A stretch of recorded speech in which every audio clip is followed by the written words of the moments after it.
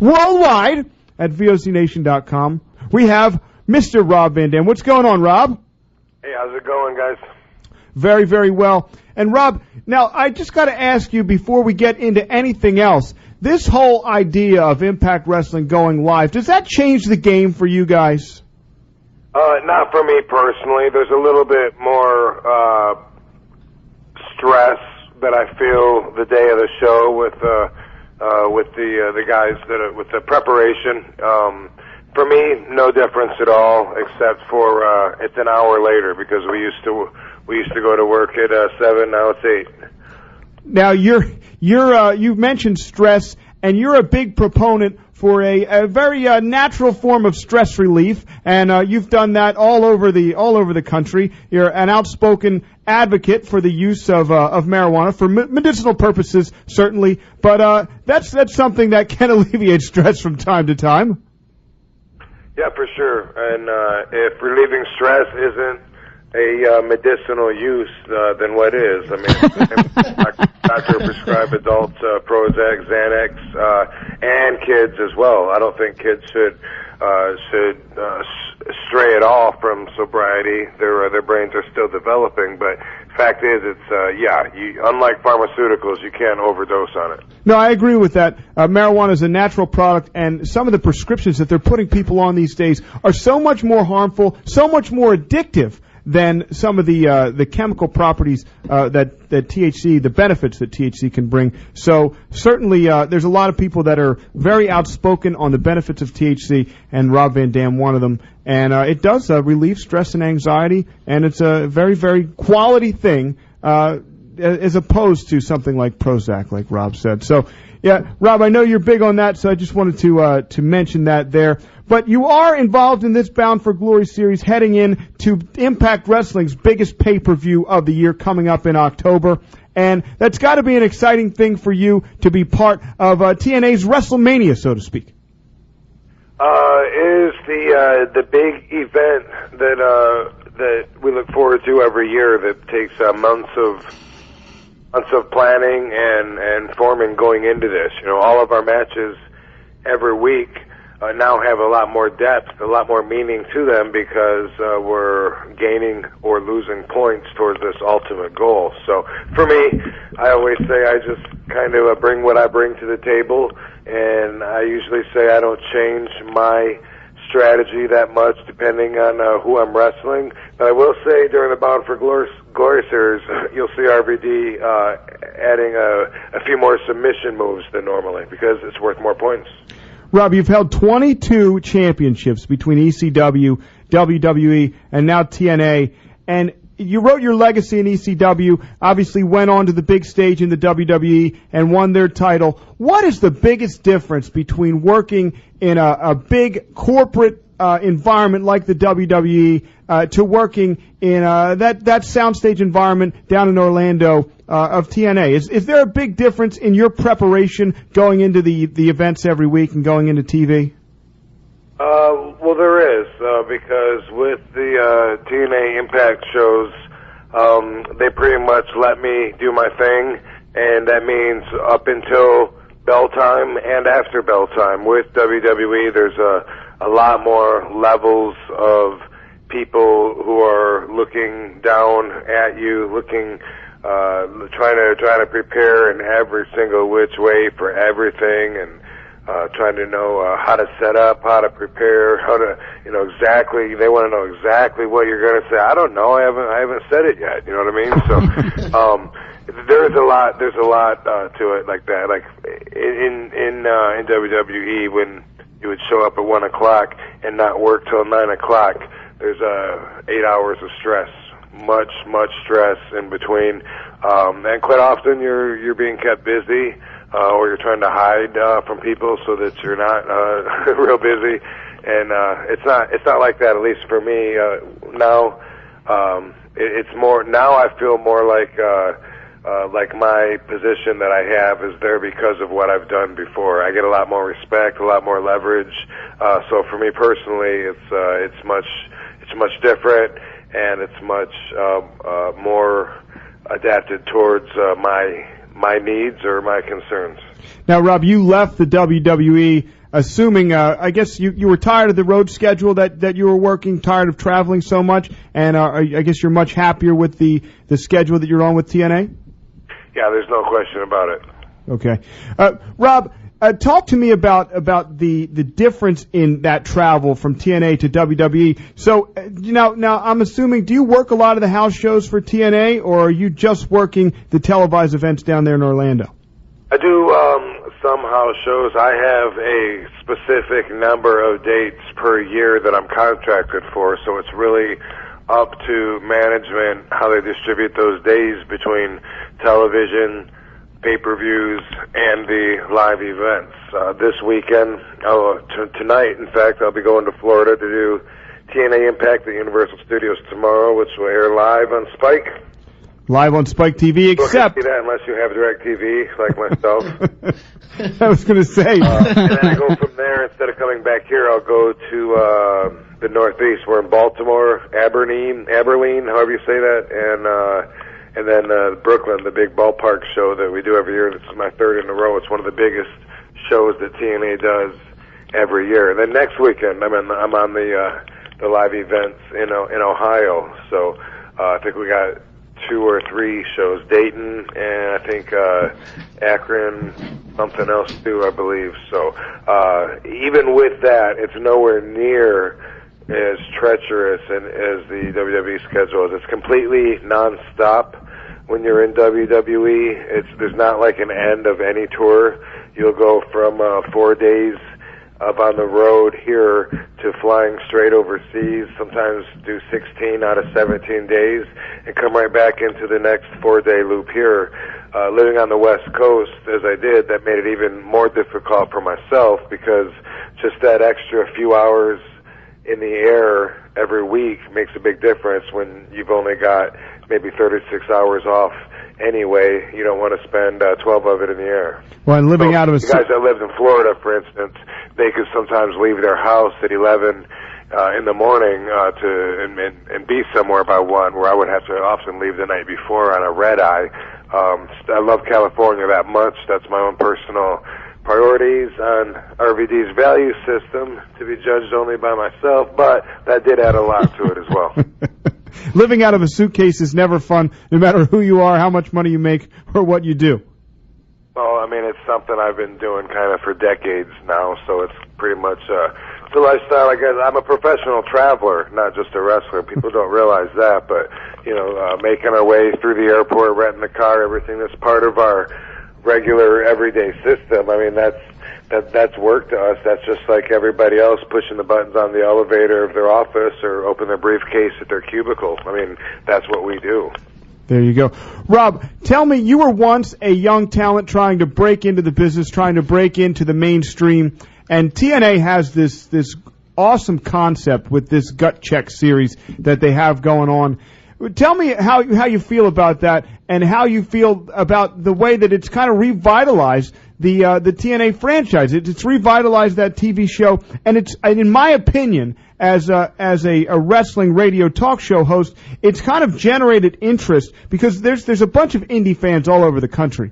So when they see their guy from their part of the country show up on Gut Check, it's going to make them watch TNA and hopefully stay watching the product. Do you think that Gut Check is enhancing the product that you guys are putting on TV? Well, I mean, listening to it from your perspective, it certainly sounds like it.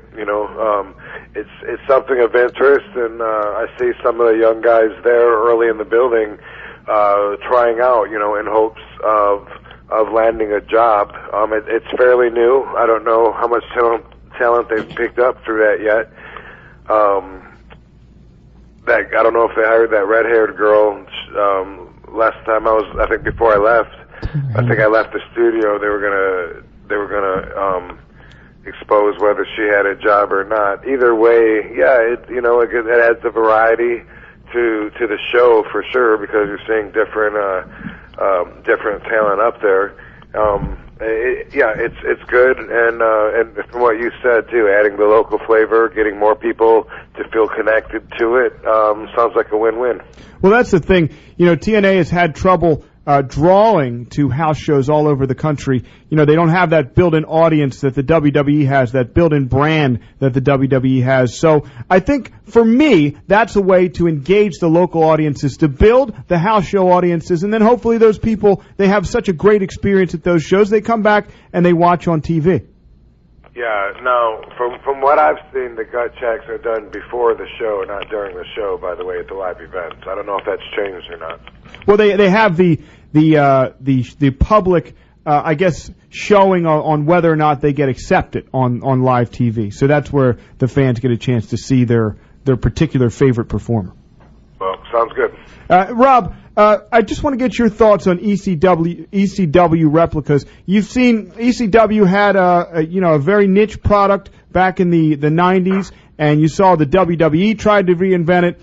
TNA tried to reinvent it when they brought back all the hardcore guys. And then you've had Shane Douglas with the Extreme Rising franchise, and now Tommy Dreamer with the House of Hardcore. What do you think of these ECW replicas and people trying to recreate what ECW did back in the 90s? Is that something that you think can work today, or is that ship sailed and people should just focus on creating the next big thing? Well, it's not for me to tell people what they should focus on. You know, I don't think there's a void there that needs to be filled with the same ingredients. That's something that has come and gone that wouldn't quite work the same way now. At the same time, I mean, it's very flattering. It feels validating to know that we mean so much and that our efforts and blood, sweat, and tears have impacted people's lives so much that the very theme and spirit of what we did just won't die. When we did ECW back in the day, I'd have some people say, "Oh, you guys aren't doing anything different than they used to do back in the old NWA. Have barbecue or barbed wire matches with, you know, they'd name like whatever, Flair, Arn Anderson." No, those guys did not do what we were doing in ECW. Nobody did, and the evidence is the fact of how it impacted everybody for generations. Everyone that's been exposed to it is impacted in such a way. I mean, it's not too much to say it changed people's lives, their perspectives, definitely on what wrestling and entertainment can be when someone really wants to give it to you. So, you know, just like everybody that was part of it, I have a lot of pride in it. I don't see it taking off for what it was. Again, it would take somebody that's a genius like Paul Heyman to figure out today in 2012 what's the next thing, because that was the strength, was he had his finger on the pulse of society, and he, you know, the music, what was acceptable, everything was cut edge. We did these Pulp Fiction promos that were great. I miss the Pulp Fiction promos so much, but everything was current and cool, and it drew a certain kind of interest that will still be cool for people to watch, but only on DVD now. So it would take somebody to look at 2012, somebody to be ahead of today, and to come out within a new group that would be extreme for now, not trying to rehash what was extreme in 1996. Absolutely. Rob, you like I said, you've had 22 championships between ECW, WWE, and TNA. You've held all three major titles, and you're kind of at the twilight of your career. You've done everything. You're working a lesser schedule now. What's left for Rob Van Dam to achieve in his career? What's left? What do you want to accomplish before you hang it all up and say, I don't want to wrestle anymore? I don't have any personal goals in pro wrestling. It, to me, as let down as this may seem to a lot of fans, it is a job. It's what I do. It's not the only thing that I want to do. I have my mind scattered all over the place. I have my production company that I just linked to RobVanDam.com that has several of the projects on there that take up some of my attention every single week. A couple of the projects just came out last week at the Comic Con, one of them being my comic book that I wrote. and another one being a clothing logo, which is the first of many to come out under the spirit of nonconformity and being yourself and not being a reflection of society and its rules, but being like what you were truly intended to be. It's called Platypi Productions, and we have a site, platypiproductions.org. My book's on robvanam.com/twistedperception, or you could see both of those off of my RVD Productions site, including some of the other projects. And I got a lot of projects I haven't put up there yet, all kinds of different stages of development. As far as wrestling goes, I'm stoked that I'm at the level that I'm at, you know, that I know what I'm doing, and I'm working with a company that gives me full credit for that. I don't have anybody second guessing my credentials or qualifications. And it's been that way for a long time. Like with WWE, the agents would often, depending on who they were, like Arn Anderson was one of my favorites, because he would come up to me and he'd say, well, RVD, I can't tell you anything. I can't tell you how to be you any better than you already know. So come back to me and let me know what you got in mind. We only got about 6 minutes. And that was great. TNA's like that all the way. You know what I mean? They, every night after my match, I get nothing but, you know, great, thank you so much. You know, that's exactly what we needed. You know, really enjoyed it. And there's, if you ever hear me complaining about my job, then, it's definitely going to be bullshit, because I'm totally happy and stoked with that. Would it be nice to be the champion? Sure, you know, but, either way, I'm not going to make more money as champion. I've got a great deal right now, and it's up to them. If they have their own business plans that aren't consistent with what would be best for RVD and RVD's fans, then whatever. That's for the fans to complain about. You know, all the championship titles that I've won that you've mentioned, that was never a goal of mine early on. You know, when I was an 18-year-old, saying that I was going to be a pro wrestler, I was just going to get as far as I could. I remember thinking, because I was 185 pounds, I remember thinking, if I have to referee for a few years first, you know, and then wrestle, whatever, but I'm definitely going to have a match, you know, and I'm going to do it for a while and give it an honest try.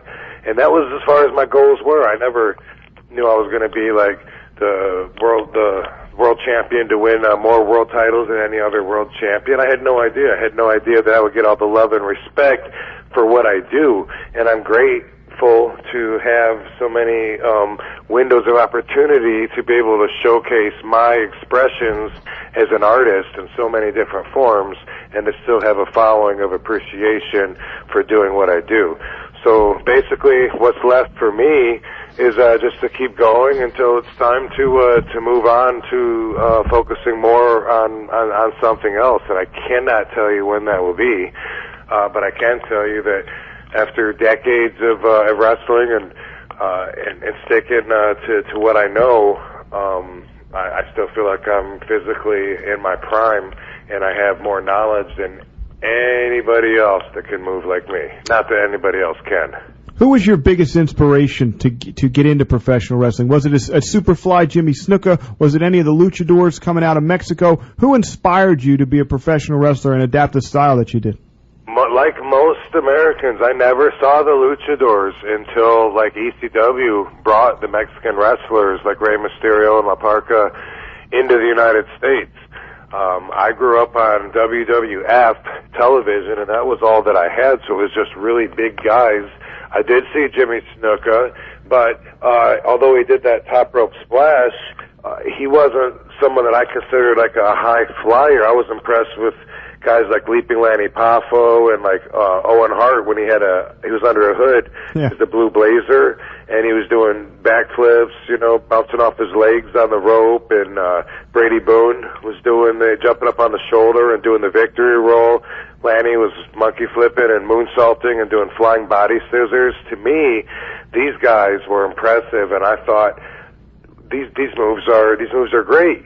I'm watching all these other guys barely leave the mat, just, you know, doing elbows, standing elbow in the corner, and then I see another guy doing cartwheels, back handsprings all over, and I thought, now these guys are thinking outside of the box, and they're standing out, and they're making me want to see more of them. I wanted to give that to anybody that bought a ticket to see me. Plus, I had to keep it entertaining for myself. And being a show-off, which is what I am and always have been, I've always had to up the ante. Just like playing on a diving board when I was a kid. If someone could do a flip and a half, I had to learn how to do 2 flips.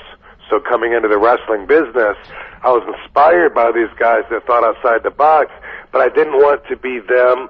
I didn't want to steal their moves. I wanted to come up with my own moves. So before I even had my first match, I was wondering, I wonder, can I jump up and do a split in the middle of the air and then hit the top rope in the corner off my thighs and then do a moonsault from there? I didn't even know what a moonsault was, but I was doing stuff like that. Very good.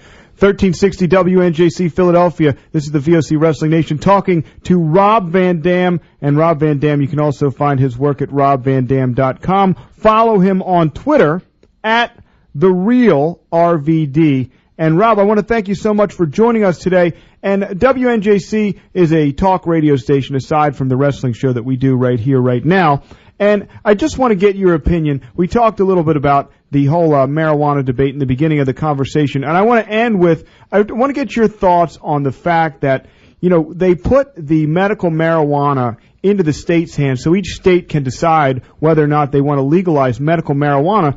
But the federal government will still go and raid these dispensaries. They'll still raid them because marijuana is illegal as a drug for the United States of America. So, what's your opinion on that, Rob? Is that something that I'm glad you asked, and since you put that out there, let's put this truth out there so that everybody listening knows the reason the federal government can still come after marijuana dispensaries or vendors is because of the 1970 Schedule of Controlled Substances, which is still currently in operation today. The Controlled Substance Act that Richard Nixon put together has cannabis, which is marijuana, listed as a Schedule I controlled substance. That means it is the most dangerous drug. It has absolutely no medicinal properties, and it's categorized with heroin and acid. Also on the federal government's list, which they use to enforce to bust people, arrest them, take away their freedoms and their properties. A Schedule II, which means higher in medicinal value and less dangerous, is cocaine and meth. Now, I don't think anybody listening believes that those are properly categorized, but I swear if you Google it, that is the current structured format of the law that the federal government uses. Right now, they tell you, although 17 states and Washington, D.C. have medicinal marijuana programs, the feds will tell you there is no medicinal value to it.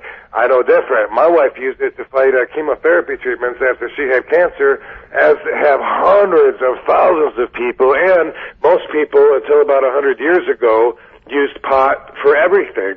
Medicinal, recreational, and material. You can make a fucking car. Henry Ford made a car out of hemp seeds. Out of hemp, and it ran on hemp seed oil. And they don't want that. The big fuel companies don't want that. So when people ask me, well, why is it illegal? This is why. Fuel companies don't want you to be able to make your own fuel. Alcohol and tobacco don't want you to be able to smoke a safe drug that cannot kill you, that's non-toxic. The paper, the textiles, the wood, the cloth, the nylon, the plastics, they don't want you to know that you can grow this magnificent plant that can accomplish all the needs of us here on the planet as earthlings. It's the most resourceful plant on the entire planet, and that's why there's so many big businesses that are threatened by it. One of the big ones, of course, is pharmaceutical companies who have tons and billions of dollars to keep fighting it, to keep all of the politicians in their pockets to keep it outlawed, and they do it on lies. If everybody knew, number one, that the federal government says it's non-medicinal and the most dangerous drug, people would want to change that. They'd say, well, come on, that's not right. Number two, if everybody knew it is simply impossible to overdose from it, if you smoked so much pot that you died from it, you'd be the first. in the history of the planet, and you would have smoked 14 pounds of pot in about 2 minutes. Nobody can do that.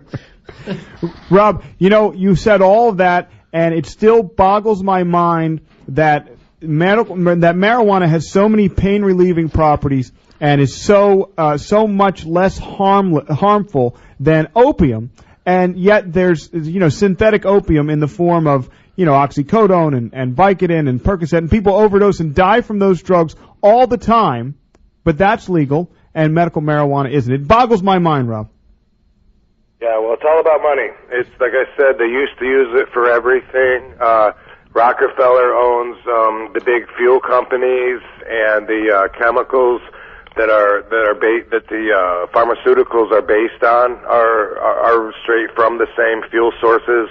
And while all the big companies, basically, if we were to right now not only legalize but utilize the plant to its fullest extent, it would kind of be like trying to reverse a river's current, because our entire society, everything that we spend money on, that we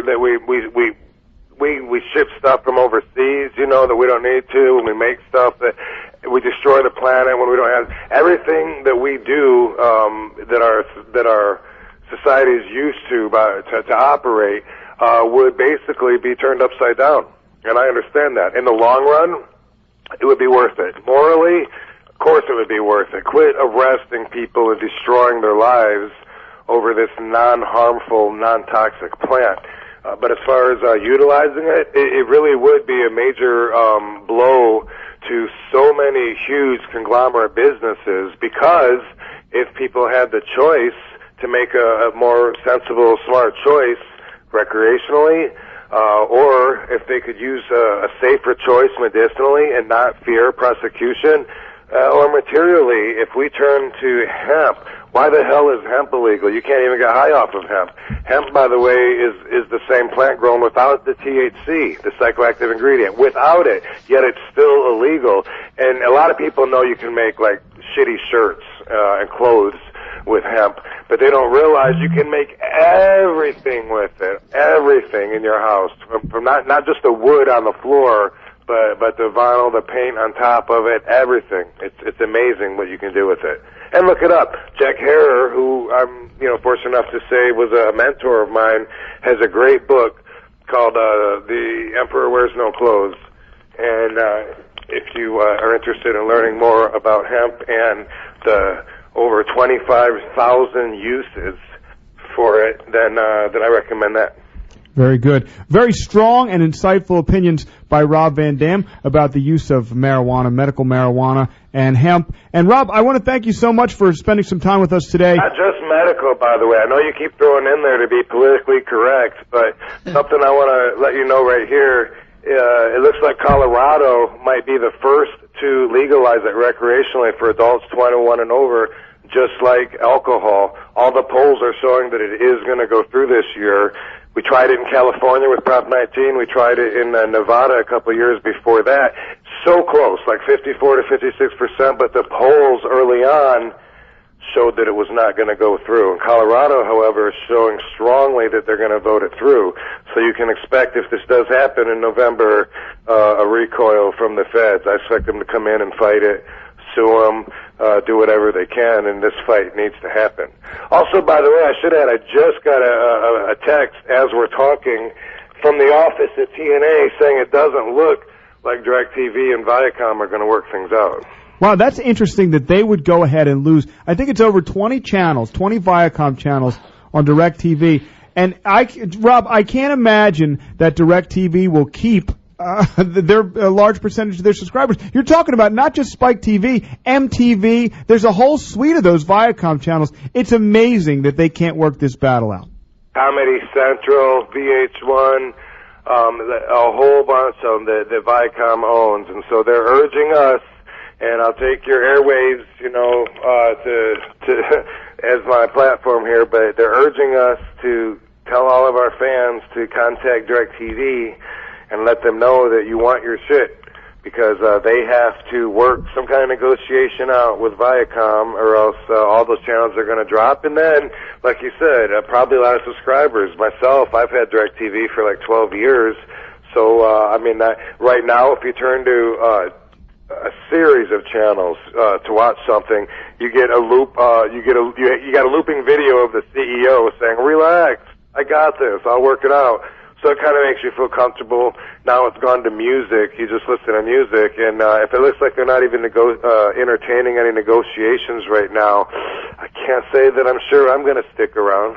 Yeah, it's unreal that they can't work this out. All about greed, Rob. All about money. So hopefully, I saw that did impact the Impact Wrestling ratings. I think down almost 0.3 points to the rating at Impact Wrestling because of this DirecTV snafu. So hopefully this gets worked out at some point. Yeah, my understanding is that this affects about 20% of our viewers, like I said, myself included. So, yeah, that's going to affect probably about 20% of our ratings. So hopefully they'll work it out. All right, Rob, I'm up against the top of the hour. Thank you so much for spending some time with us today to talk about wrestling, marijuana, and so much more. And you're welcome back anytime. Okay, cool. Thanks, guys. Have a great day. See you, RobVanDam.com. Take care. All right, thank you very much. And also follow him on Twitter at the real RVD.